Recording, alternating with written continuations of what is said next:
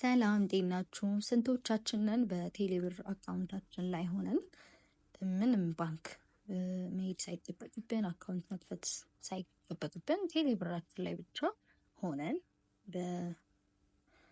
በዳሽን ወይም ደግሞ ፋይናንሻል ሰርቪስ ዊዝ ሲቢ በሚለው ዲፖዚት አድርገን ከዛ በኋላ ኢንተረስት እየወለደልን እንዲኖር ማድረግ የሚችለው ስንቶቻችንን ይህንን እናውቃለን? ኮመንት ዳውን ይለው እና ዛሬ የምናየው ሁለት አይነት መንገድ ነው።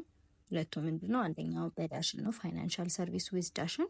ሌላኛው ደግሞ ፋይናንሻል ሰርቪስ ዊዝ ሲቢኢ ብለን ዲፖዚት አድርገን ብራችን በየጊዜው ወለድ እንዲያገኝ ማድረግ እንችላለን ማለት ነው።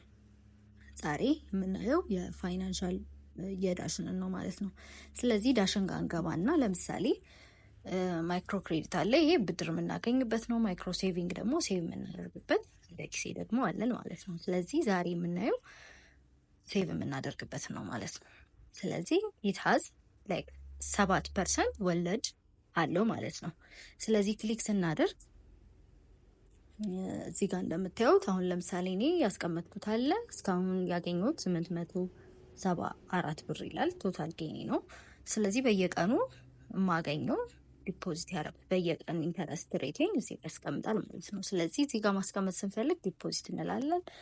ከዛ አማውንቱን ስንት ማስቀመጥ እንደፈለግን እንጽፋለን። ለምሳሌ እኔ 200 ብር ነው ዲፖዚት ማድረግ የፈለኩት፣ ዲፖዚት እንላለን። ከዛ የቴሌ ብር ፒናችንን እናስገባለን። ካስገባን በኋላ ስለዚህ ዲፖዚት አደረገ ማለት ነው።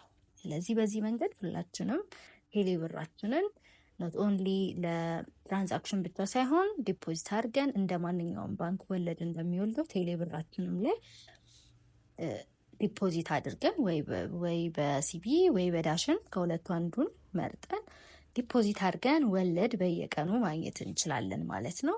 አመሰግናለሁ።